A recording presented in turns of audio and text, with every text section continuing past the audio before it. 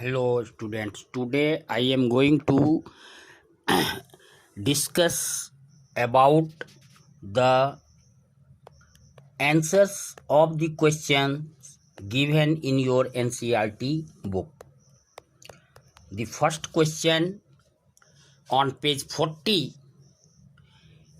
is: give an example of a metal which is a liquid at room temperature, that is mercury.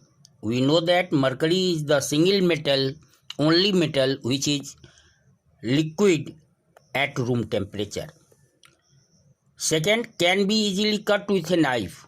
Sodium is a very soft metal which can be cut into pieces with knife. Is the best conductor of heat. Silver is the best conductor of heat. Heat conductivity of silver is maximum. Poor conductor of heat. Lead is the poorest conductor of heat.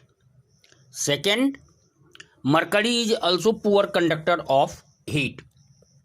Your second question is explain the meaning of malleable and ductile.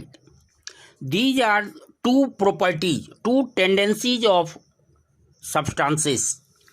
Malleability is the property of a substance due to which it can be turned into thin sheets on hammering. This tendency is called malleability. And metals are malleable. We know that metals are malleable.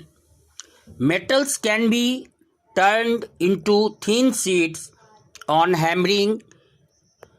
For example, aluminium, thin sheets of aluminium, copper, iron are used for various purposes.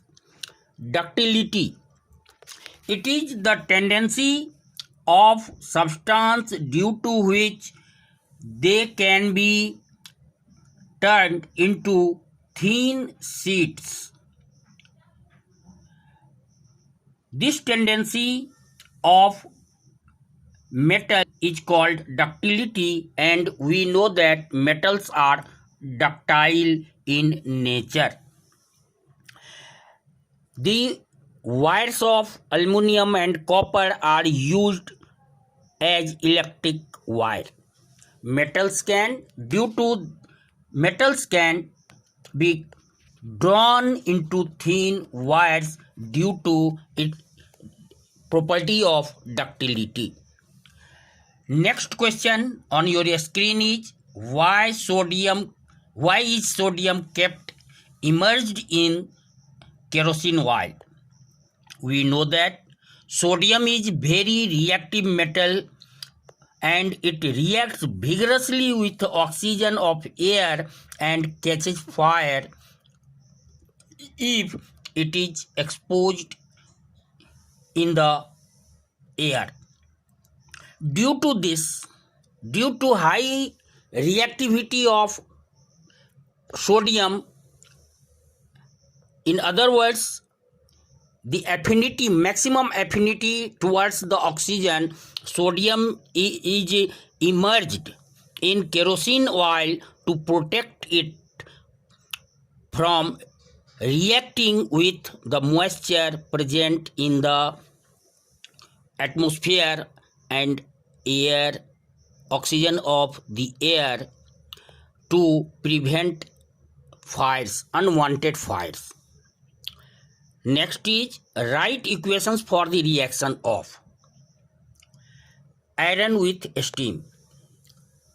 This is the property of metals to react with water, different forms, different types of water. Types means here cold water, hot water, or steam.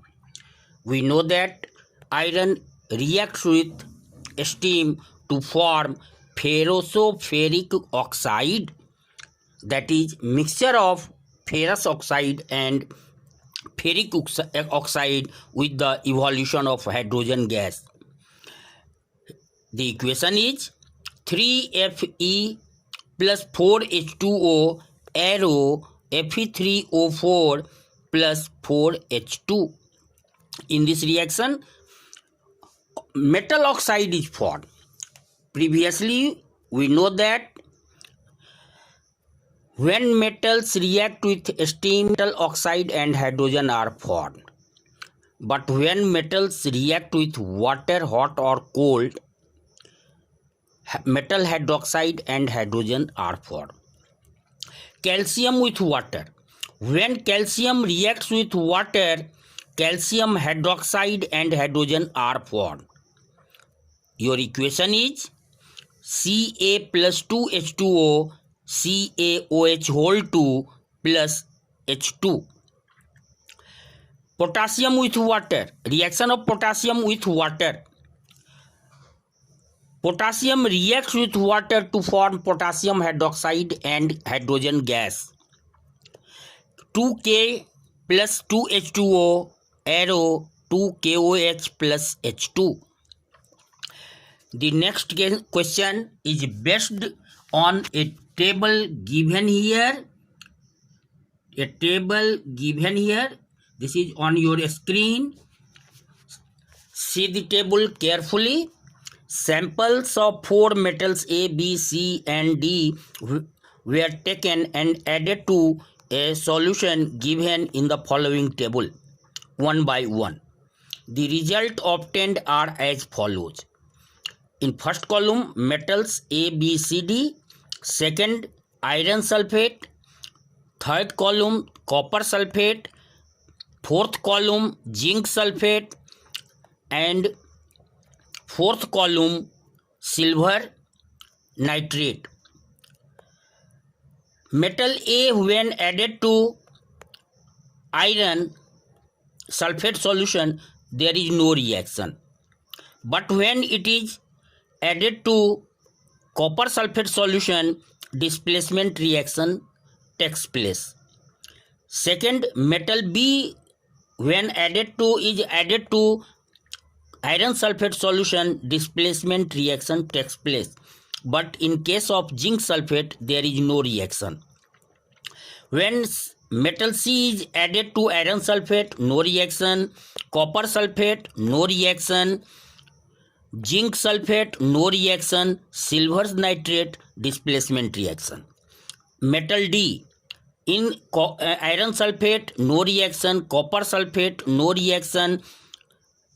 Zinc sulfate, no reaction. Silver nitrate, no reaction. So now we have to answer the questions given.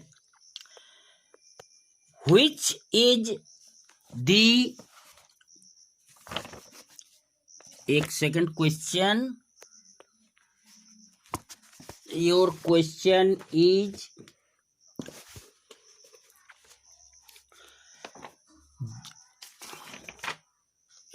see the question.